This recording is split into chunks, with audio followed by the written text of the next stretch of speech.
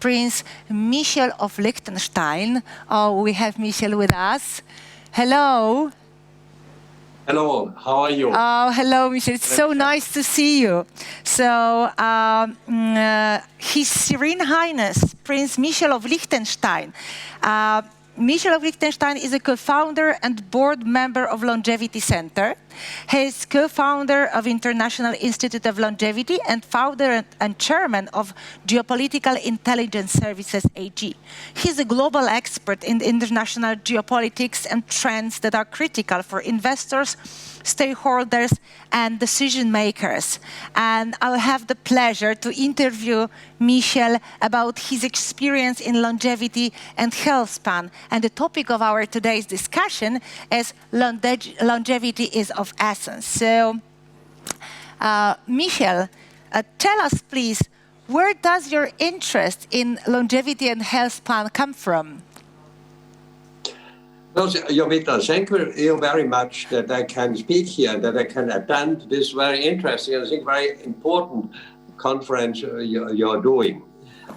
My interest on that, we all want to stay healthy. Everybody wants to stay healthy, enjoy life, and being active. And I think, health is one of the biggest gifts that the Lord gave to us. But having this asset of health, it is also a big responsibility. We have a personal responsibility to care about our health and not to just wait till you get a disease, etc., and then being treated. So for me, it's a big issue of responsibility. And so I was very much interested in this sector.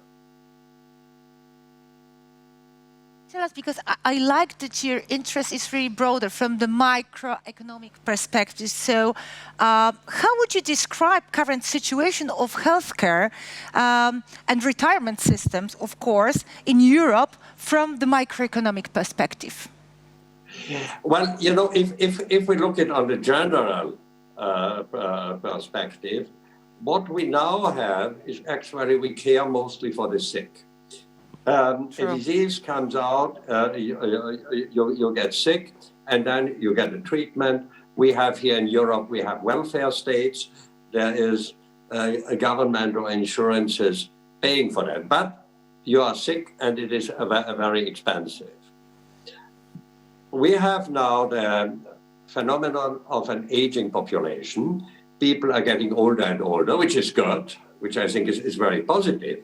However, it is that empirically, it shows that the age-related diseases like cardiovascular cancer, diabetes, etc., dementia, are starting when you're in the 60s. So people are, or many people are on average about 20 years fighting with diseases. From the macroeconomic perspective, there's a problem because the health costs of an aging population will not, our economies will not be able anymore to bear that. We have a second issue is the retirement costs. Our countries are already highly indebted, and there are no provisions for the retirement costs, which are increasing more and more. Financially, there is no solution for this problem. And this is for every macroeconomist can see there is no real solution. We can't increase any more taxes. We shouldn't get in more debts. So I think the only solution is to go to the basis and having also that in all sides consequence of a healthier population. It's actually a win-win situation in the long term. That's true. Do you think technology can help here, and how? Absolutely. First, there is the research, scientific research. The science of aging is more and more progressing, and I think there will be more. There's more in this conference about that. The science of aging is progressing, and then the new tools like artificial intelligence, algorithms, etc. help. So it's biotechnology. It's knowing more about that.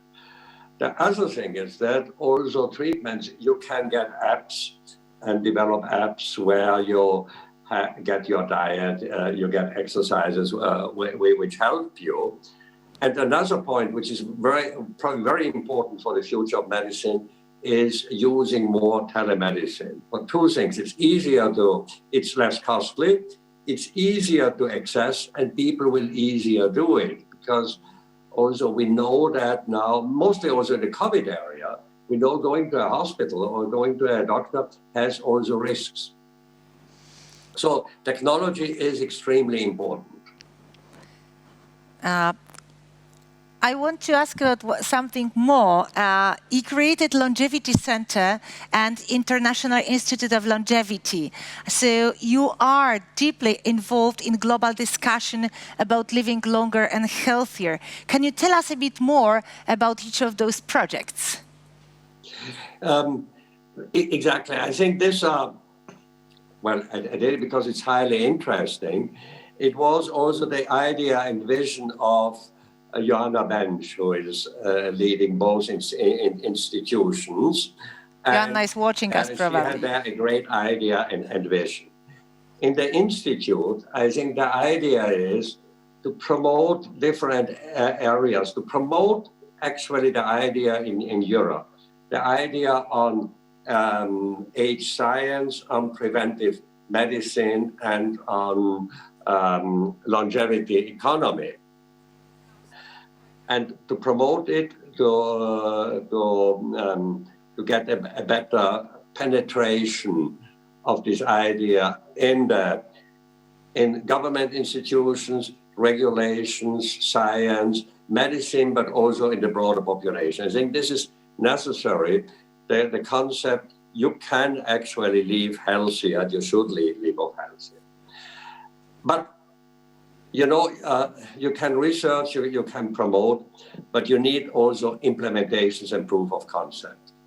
And this led us, Jana and myself, to start the Longevity Center so that people have a place where they can go to, they get a diagnosis, and they get a plan and help to implement that. Because otherwise it's staying too theoretical.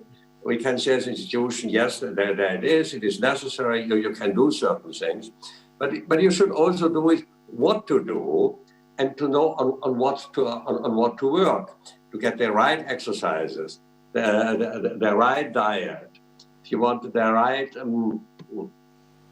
supplement you need. But there's also a very important cognitive aspect that you realize that you have to do it. You have to deal also with stress. You have to deal with sleep. And this is very important that you get help by professionals and also help, and this was also of the center, which doesn't take too much, which is feasible, which doesn't take too much of your time, and you get a good return on your investment in your house. Yes, that's very interesting because it's not only because when we have this sick care that we have today, we only have the only possibility is medicines, you know. But when we know before what to do, what the kind of diagnosis we can have much earlier, before we even get sick, before we get older, we can live healthier life and thanks to it live longer. So my next question is, how will longevity look like in a longer perspective? Let's say 10 to 20 years from now. Will we be able to live 100 years? Will we live longer or healthier or both? You know, I think let's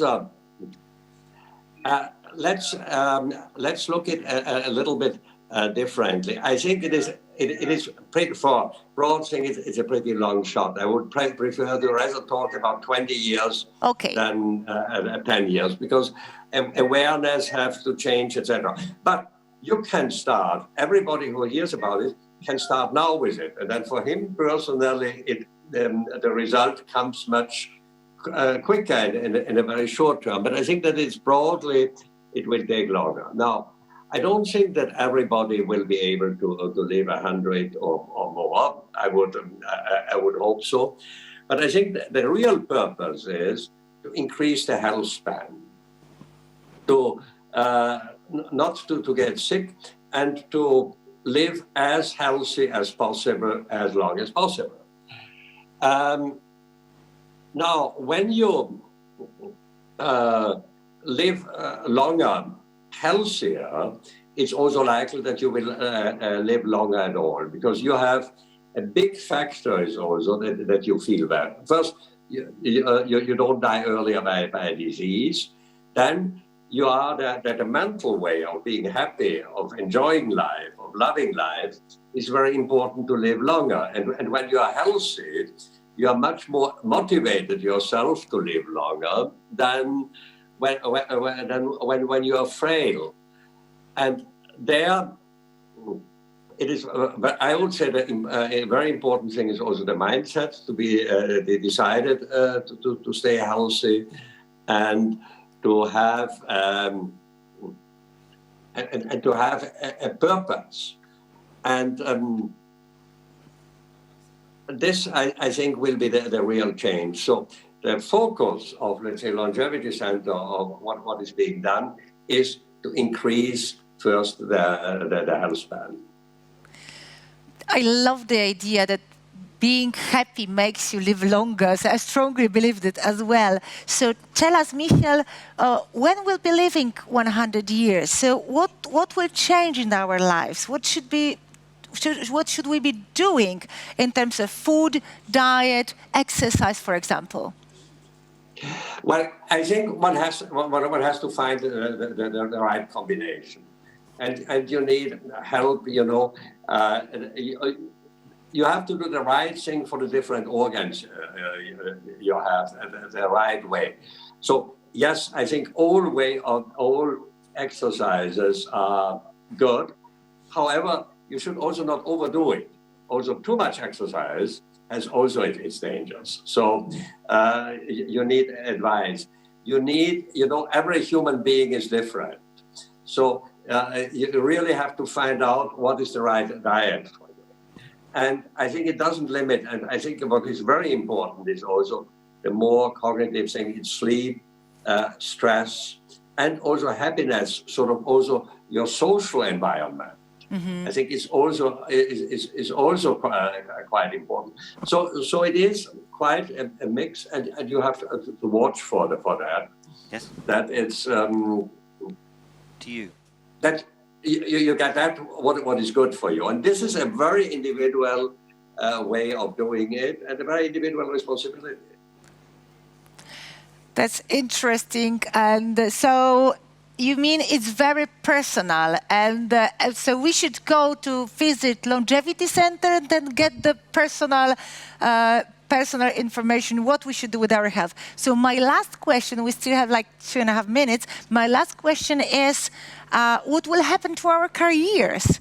Because while now we are retiring in Poland at the age of 65, and while I'm reading books about longevity, about the blue spots, so the places where people live longer than in the other places, they never retire. So what's your opinion on that?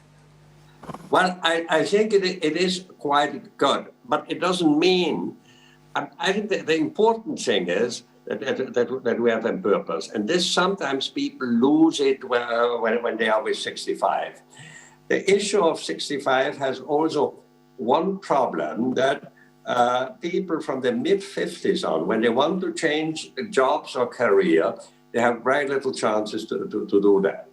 So if we, let's say, see that retirement age more individualized, you could also change jobs, do something else with which you are interested, because maybe you have done a job for 30 years. You would like to do something new, but you still have the experience of the old job. So it is very valuable.